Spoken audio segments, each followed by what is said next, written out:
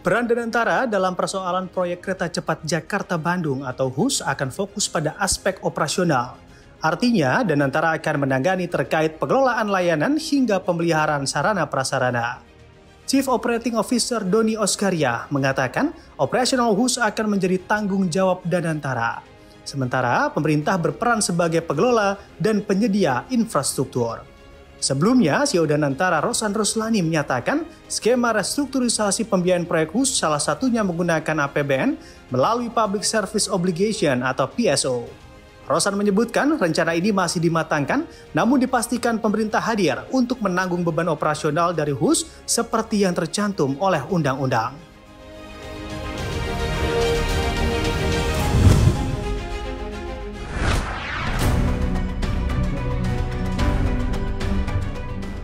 Kementerian Energi dan Sumber Daya Mineral memproyeksikan produksi batubara nasional pada 2026 akan mengalami penurunan dibandingkan target produksi pada 2025.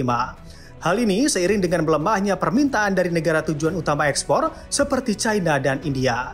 Direktur Jenderal Mineral dan Batubara Kementerian SDM Triwinarno mengatakan bahwa pemerintah tengah melakukan evaluasi menyeluruh terhadap target produksi batubara. Namun yang pasti, target produksi tahun depan diperkirakan akan di bawah 700 juta ton. Sebagaimana diketahui, target produksi batubara tanah air pada tahun 2025 ditetapkan sebesar 735 juta ton. Namun demikian, realisasi hingga saat ini masih cukup rendah apabila dibandingkan realisasi periode yang sama di tahun lalu.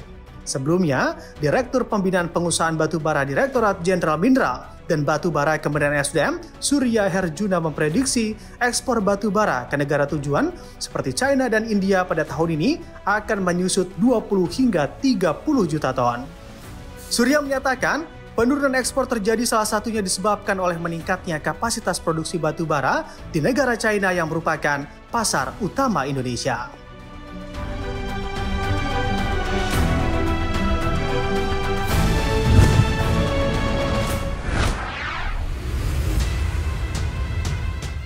Rasio penerimaan perpajakan terhadap produk domestik bruto alias tax ratio yang selama ini stagnan di kisaran 10% akan ditingkatkan oleh Menteri Keuangan Purbaya Yudisadewa mulai 2025 sampai dengan 2029.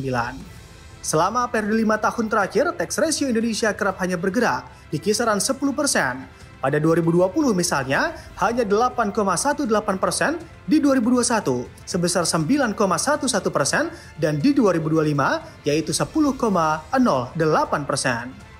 Purbaya menganggap lemah dan menurunnya tax ratio selama ini lebih disebabkan aktivitas ekonomi Indonesia yang tak kunjung membaik, akibatnya mempengaruhi kemampuan membayar para wajib pajak bahkan sampai kuartal 3 2025. Oleh sebab itu, untuk mendorong peningkatan tax ratio, Bendahara Negara menekankan kebijakan yang dikeluarkan pemerintah adalah untuk mempercepat pergerakan ekonomi melalui pemberian berbagai paket stimulus ekonomi. Purbaya pun percaya diri ekonomi Indonesia pada akhir 2025 itu bisa tumbuh di kisaran 5,67% dan terus naik cepat hingga mampu ke level yang dicita-citakan Presiden Prabowo Subianto sebesar 8% pada 2029. Pertumbuhan cepat itu, kata Purbaya, otomatis akan ikut mengerek tax ratio. Pada 2025, Purbaya menargetkan rasio penerimaan perpajakan terhadap PDB mencapai 10,24% dan pada tahun depan ditargetkan berada di rentang 10,08 hingga 11,34%.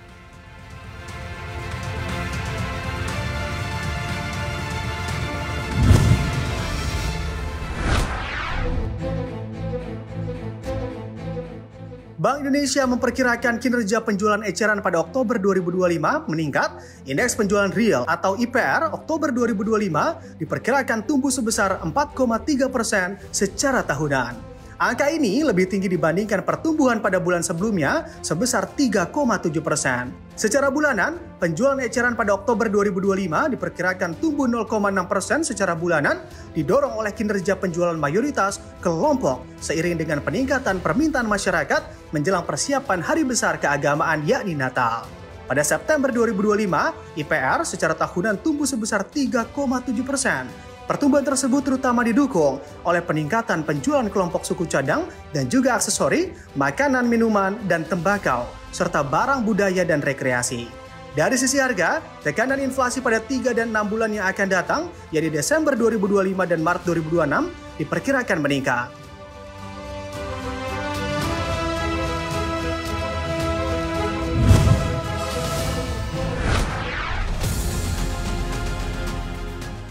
Pemerintah Iran telah mendapatkan persetujuan dari parlemen untuk memangkas 4 digit nol dalam mata uang melalui kebijakan redenominasi. Keputusan itu ditempuh untuk menyederhanakan transaksi setelah bertahun-tahun Iran mengalami inflasi tinggi. Selama bertahun-tahun, inflasi Iran tercatat di atas 35%. Persetujuan tersebut dilaporkan oleh media pemerintah pada awal Oktober lalu setelah parlemen meloloskan rancangan undang-undang yang telah disusun selama beberapa tahun. Bank Sentral memiliki waktu hingga 2 tahun untuk mempersiapkan perubahan ini. Setelah itu akan ada masa transisi selama 3 tahun ketika kedua denominasi akan digunakan. Langkah tersebut akan membuat rial lebih mudah digunakan dalam transaksi dan perhitungan.